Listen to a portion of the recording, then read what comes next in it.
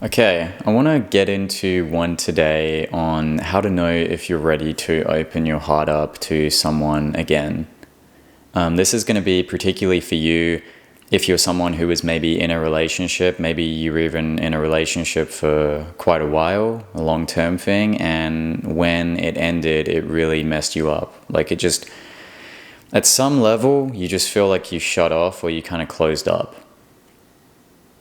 And maybe it's been a few months, maybe it's been a year, maybe it's been a couple of years, and you're sort of part open to the idea of having a connection with someone else and having that in your life again.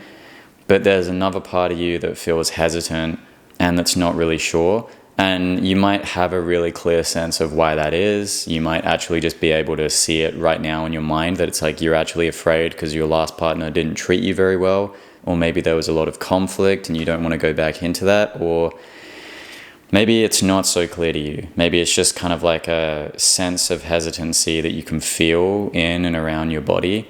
And you can tell that that feeling or that energy there is not really allowing you to attract that kind of connection with someone else.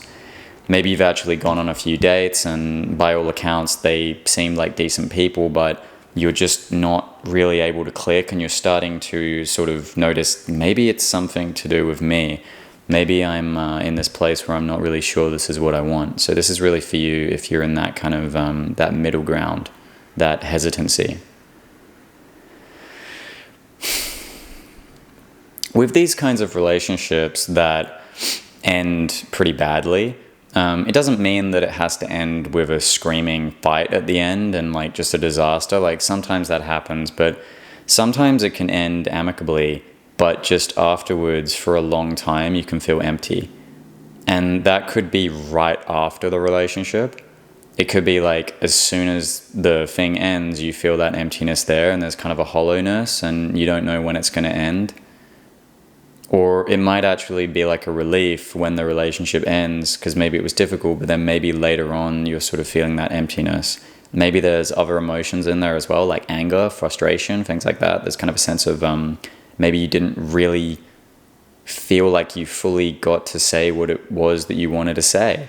Or maybe you feel like you acted brashly on ending things, or maybe they did. I mean, there's an infinite number of ways that can go.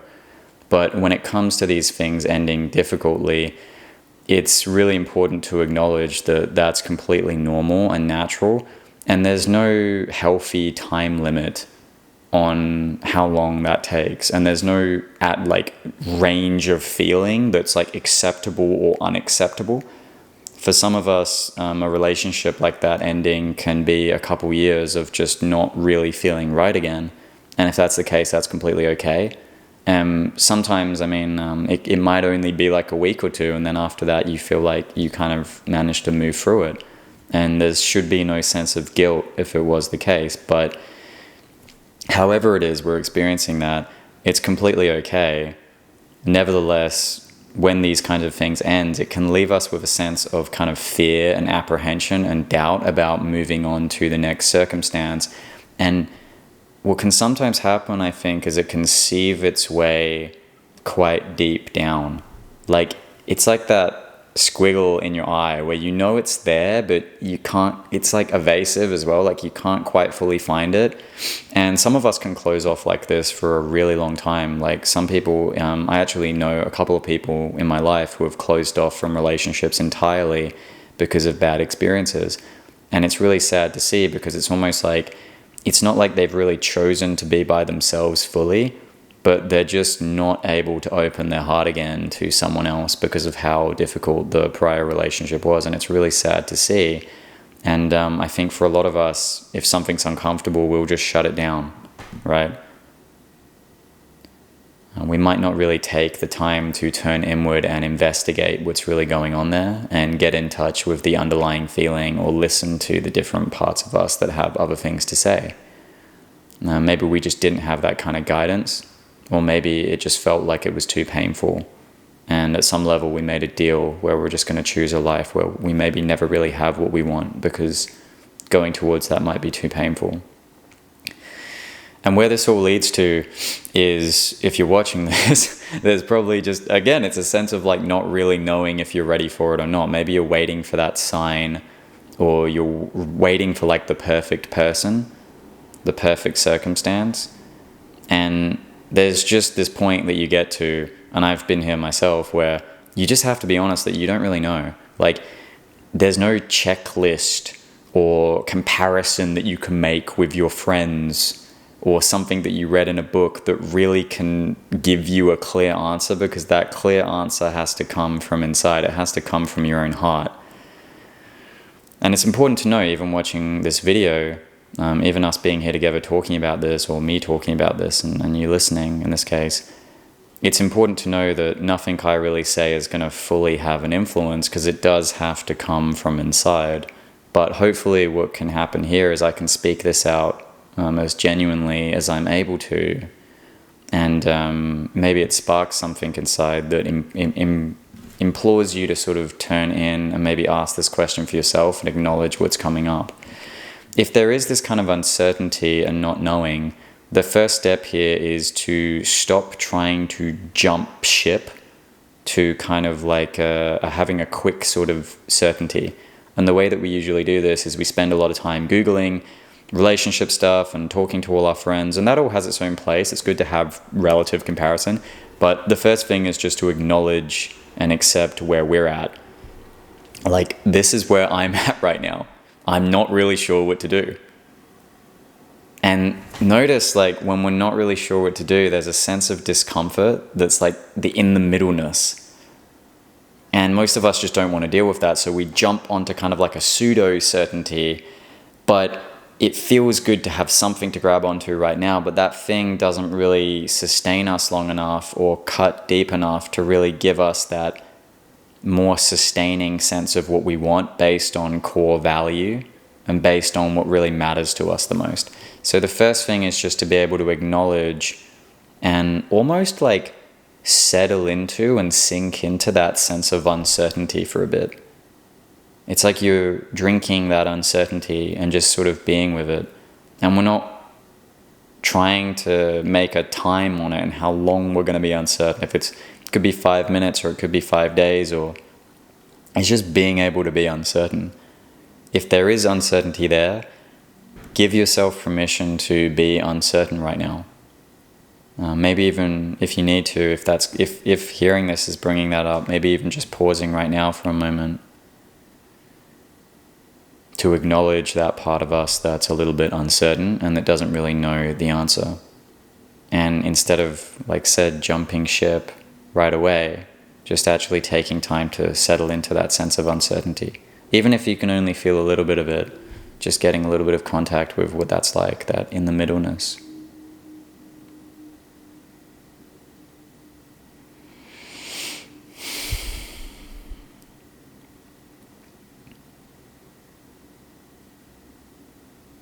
Something that can apply to other things as well, not just our relationships, but in this context, we're just not really sure right now. We're not really sure if we're ready for something else.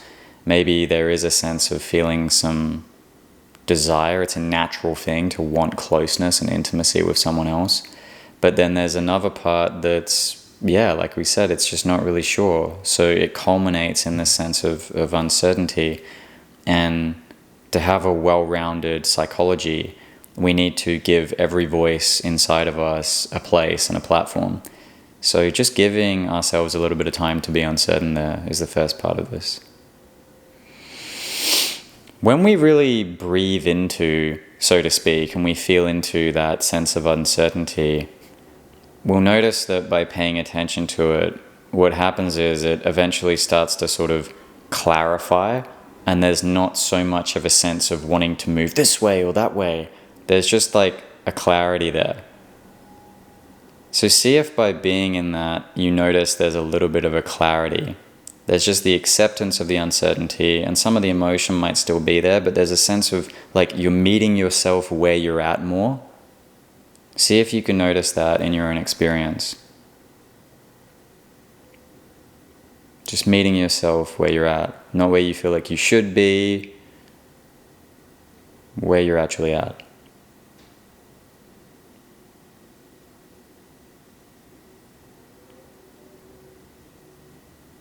when you feel like you're there, you feel like maybe there's just more of a resting into whatever's there, the emotion might move away and it might immediately lead you to a new line of thought, and you might want to go write about it or tell someone about it, or I would just say be with it for a little bit though, if you can. It might immediately lead you to it. It might not. It might be right now that there's that uncertainty, and if you can, like, just sort of inquire into that and ask yourself, like, do I need a little bit of time to process this or feel into this? Like, use your own heart as your roadmap here. Instead of having a checklist, like we said earlier, use your own heart as a roadmap and take a bit of time to listen to yourself. Really, this whole thing, the whole reason this video needs to be made to begin with, comes from the fact that we're not really always fully sure how to listen to ourselves, and we're not really sure, because we do have the signal, but it's a mixed signal, right? We do have a sense of wanting something else. That's why this is all about not being sure, but it's conflated with something else and they're kind of bound up, right? When we actually learn to listen to the different parts of us, they naturally settle more because they feel like they have the attention that they need right now.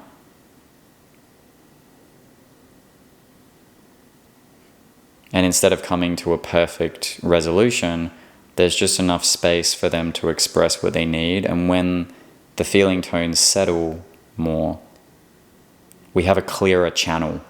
We have a clearer channel to sit here and listen to this. We have a clearer channel to communicate with our friends about it. We have a clearer channel to just sit in ourselves and maybe write about it, or maybe just turn inward. And the signals that we're getting, they're not so bound up. Like, there will be different aspects of it, like a diamond, there's different facets of this, but we're able to acknowledge those different aspects all in their own way. And it's like we have a voice again. There's not just this kind of tension and uncertainty and looking for something else. When we're in that kind of place, even if you get a faint intuitive sense of what I mean, hopefully you do here, turn inward more and just ask, like, on a basic level, not with like a pen and paper looking for the answer. We're just asking inwardly and letting that question settle in through to consciousness. It's from consciousness, for consciousness. Just asking, am I actually ready to open my heart up to someone else? Is this something I feel like I'd like with someone else? And again, instead of looking for a perfect verbal answer, you might notice there's a subtle feeling, like there might be a feel, like what I noticed in myself recently with this exact thing was there was a yes, but there was some hesitancy. And then what we're doing there is just acknowledging the feeling of yes, but acknowledging the hesitancy and saying it's okay that there's a yes and a hesitancy. It's okay that there's a sense of wanting it mixed with uncertainty. What does the uncertainty have to say? And the uncertainty, I mean, you have to listen to this for yourself, obviously, but the uncertainty might say, I'm worried about being hurt again, or no one really understands me anyway, or none of my friends' relationships work out, why would mine? Could be anything. Could be more like doubtful thoughts like that, or it might just be I'm not sure. Whatever it is for you is valid. The yes part is going to have something different to say and is going to feel different. It might say, yeah, I feel like I've been alone for a year, or maybe I've had these like flings with people where I'm looking for this kind of intimacy, but I never really find what it is I want. And just notice that whatever those different parts are, they're different voices, and we acknowledge all of them. And when we give them a place to speak, like we said before, they're not so bound up, so they can be relegated to, once parts of us are heard and acknowledged, they naturally find the right place in us. We don't need to do anything, because this is ingenious. No one could design this better than it's designed by itself. And having that self-trust makes it easier to get the kind of answers we want to get with whatever it is. We learn to trust our gut, our heart, and our mind, all in its own way. Even if there's fear there and apprehension there, that fear and apprehension has a voice. When we just criticize it and berate it and try to find online if it's an appropriate fear or not, or if we have some condition or something, try to put all these labels on it, it's really not the same as being able to just listen authentically to what's going on there. Turning our attention here more to that yes. If we're asking that and we're finding there's a yes there, we can start to move with that a little bit more once it starts to find its place. And we're just asking like that part of us that says, yes, I am ready for something else. Yes, I am ready for a new connection. Or I am open to something with someone. We're just letting that openness be there. And we're embodying it. We're giving it our time and our energy and embodying that sense of there being a yes there. And again, some hesitancy might come up. There might be a bit of fear. There might be some... It doesn't matter. Your experience is valid in and of itself. That's important to remember. This takes time. There's just a sense of being able to listen to ourselves more clearly. Sit with this for a while. If you feel like it's helpful to write some things down, take some time to write them down. If you feel like it's something to just sit with for a bit, take some time to sit with it.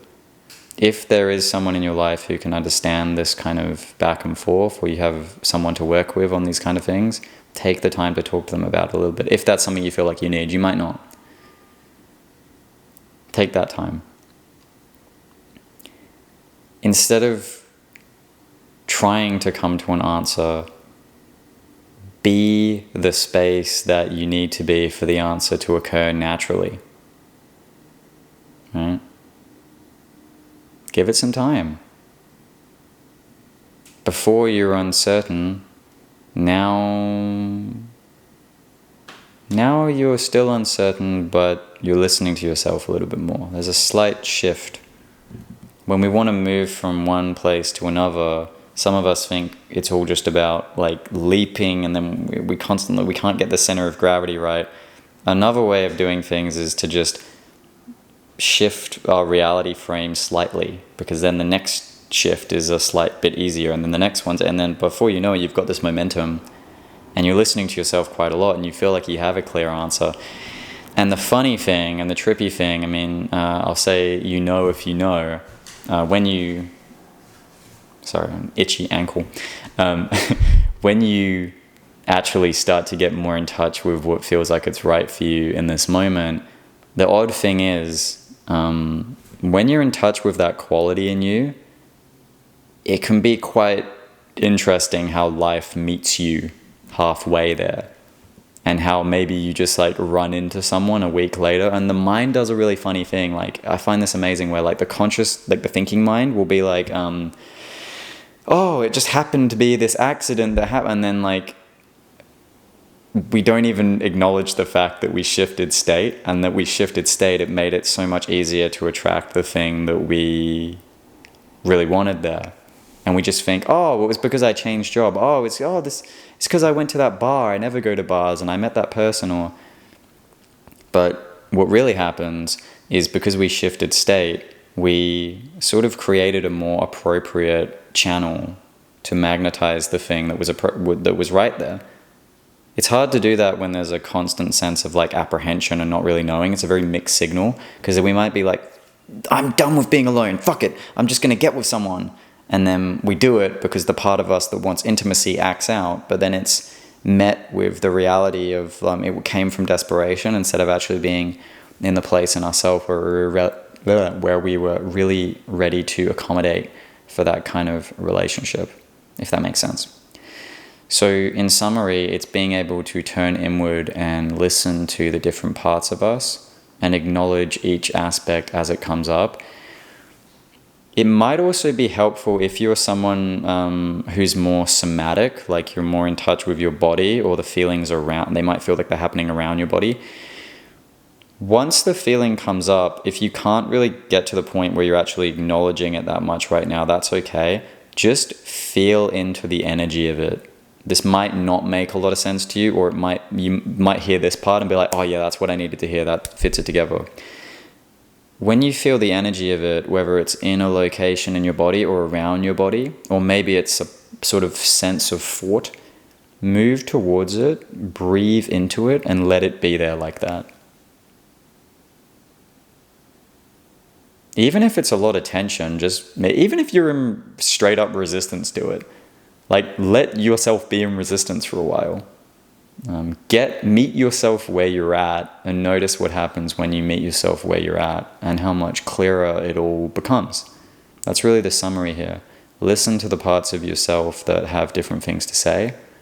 Be okay with the confusion. And if you're more somatically inclined, just be with the energy. You don't need to say anything.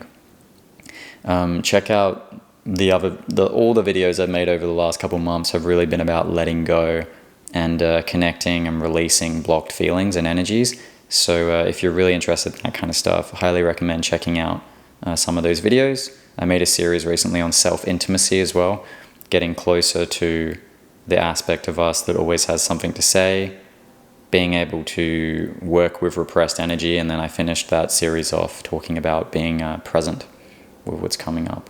So if you're interested, that's a few videos back. Just want to say before I log off, thank you for everyone who's recently reached out for coaching, for the emails, new subscribers, comments, all that. Thank you from the bottom of my heart. Really appreciate every one of you for that. If you got value out of this today, I appreciate you subscribing to the channel, liking the video, sharing this to anyone you feel like might get value out of it, and also commenting so the algorithm churns this up more. I think that's everything for today. Hope you're having a beautiful one, and I will see you very soon. Bye-bye.